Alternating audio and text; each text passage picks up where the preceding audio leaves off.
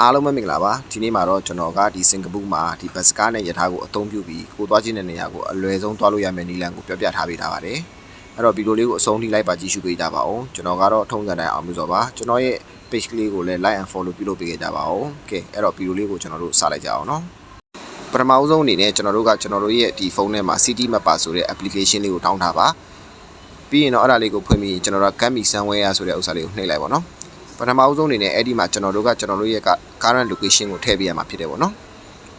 location ဖွင့်ပြီးသွားပြီဆိုလို့ရှိရင်တော့ကျွန်တော်တို့ကဒုတိယနေရာမှာကျွန်တော်တို့ကပြောင်းသွားလိမ့်မယ်ပေါ့နော်ဘယ်ကိုသွားမှလဲပေါ့ where to ဆိုတဲ့နေရာကိုရောက်သွားလိမ့်မယ်ပေါ့နော်အဲ့ဒါဆိုလို့ရှိရင်တော့ကိုသွားမယ့်နေရာကိုထည့်လိုက်ပါကျွန်တော်တို့ဒီနေ့ကတော့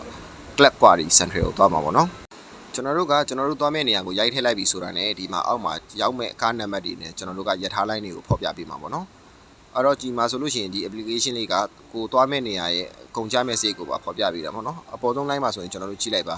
နှစ်ချက်နဲ့14ပြားကုန်မယ်ပေါ့နော်ဒီမှာဒီပထမဆုံး line ကိုစီးမယ်ဆိုလို့ရှိရင်ပြီးရင်ကျွန်တော်တို့ကကြာမဲ့အချိန်ကိုလည်းဖော်ပြထားပြီးသေးတယ်ပေါ့နော်ဒီမှာဆိုလို့ရှိရင်မိနစ်တွေကမတူတာဖြစ်တဲ့အတွက်ကိုကအနည်းဆုံးလမ်းကြောင်းကိုရွေးချယ်လို့ရတယ်ပေါ့နော်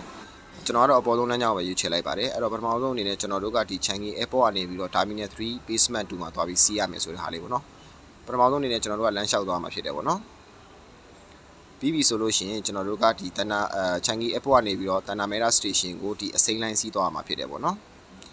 ပြန်အဖြစ်ကျွန်တော်12မိနစ်ကြာမယ်လို့ဒီမှာသူကဖော်ပြထားပါတယ်ကိုရောက်နေတဲ့နေရာကနေပြီးတော့ဒီကျွန်တော်တို့စီးရမယ့်နေရာကိုမသွားတတ်ဘူးဆိုလို့ရှိရင်လည်းအဲ့မှာ walk to ဆိုတဲ့ဟာလေးကိုနှိပ်လိုက်ပါအဲ့ဒါဆိုရင်လမ်းဘယ်လိုရှောက်အောင်လဲဆိုတော့လည်းသူကပြောပြပေးတယ်ပေါ့နော်ဘယ်ကနေသွားပါဆိုဒီအမဲဆက် line လေးအတိုင်းကျွန်တော်တို့ကရှောက်သွားပြီဆိုလို့ရှိရင်ဒီ MRT station ကိုရောက်မှာဖြစ်တယ်ပေါ့နော်ကျွန်တော်တို့ကဒီ Changi ကနေပြီးတော့ကျွန်တော်တို့ Tanah Merah Station ကြီးကိုဘယ်နှမှတ်တိုင်စီးရမလဲဆိုတဲ့ဥစ္စာကိုလည်းဒီမှာဖော်ပြထားပြီးတယ်ပေါ့နော်အဲဒီမှာ2 stop ဆိုတာပေါ့နော်2 stop ပထမတစ်ချက်ကတော့ကျွန်တော်တို့ကဒီ Expo ပေါ့နော် Expo ပြီးရင် Tanah Merah ပေါ့နော်Tanah Merah ရောက်ပြီဆိုလို့ရှိရင်ကျွန်တော်တို့ကလည်းနောက်ထပ်ဒီအစိမ်းလိုင်းကိုပဲထပ်စီးရမှာဖြစ်တယ်ပေါ့နော်အဲဒီမှာသူကယထာပဲချိန်လာမယ်ဆိုတာလည်းတစ်ခါလေးပြထားပြီးပါလေပြီးရင်ကျွန်တော်တို့ကဘယ်အတွက်ကစီးရင်လည်းအကောင်းဆုံးဖြစ်မယ်ဆိုတဲ့ဥစ္စာကိုလည်းဒီမှာဖော်ပြထားတယ်ပေါ့နော် best selection font ဆိုတဲ့ဟာလေးပါပြီးရင်လည်းဒီTanah Merahနေပြီး Phuket ကိုဘယ်နှမှတ်တိုင်ရှိတယ်ဆိုတာလည်းဖော်ပြထားတယ်ပေါ့နော်အားလုံးပေါင်း8 stop ပါ10မှတ်တိုင်စီးရမှာဖြစ်တယ်ပေါ့နော်အဲ့ဒီဟာကိုလည်းဒီမှာအသေးစိတ်ကိုကြည့်လို့ရပါတယ်ဘယ်မှတ်တိုင်ပြီးဘယ်မှတ်တိုင်လာမယ်ပေါ့နော်ပြီးရင်ကျွန်တော်တို့ကဒီ Phuket ကိုရောက်ပြီဆိုလို့ရှိရင်လည်း exit B ကထွက်ပါလို့ဆိုပြီးသူကလမ်းညွှန်ထားပါတယ်အဲ့ဒါဆိုရင်တော့အနည်းဆုံးဖြစ်မယ်ပေါ့နော်ပြီးပြီဆိုလို့ရှိရင် walk လမ်းလျှောက်အောင်မယ်ပေါ့နော်နောက်ထပ်တစ်ဆင့်ကတော့ကျွန်တော်တို့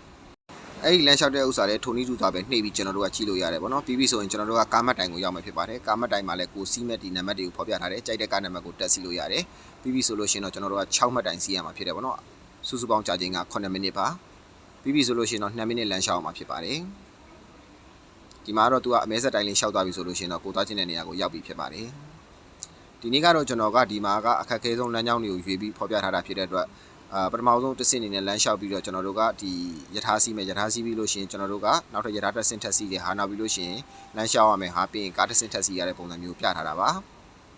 ကဲအခုလောက်ဆိုရင်အားလုံးအဆင်ပြေမယ်လို့မျှော်လင့်ပါတယ်ကဲကျွန်တော်ရဲ့ဗီဒီယိုလေးကိုအဆုံးထိလိုက်ပါကြည့်ရှုပေးတဲ့တယောက်ချင်းစီတိုင်းကိုကျေးဇူးအများကြီးတင်ပါတယ်ကျွန်တော်ကတော့ထုံးစံတိုင်းအောင်မျိုးစောပါနောက်ဗီဒီယိုလေးမှာတွေ့ကြမယ်နော်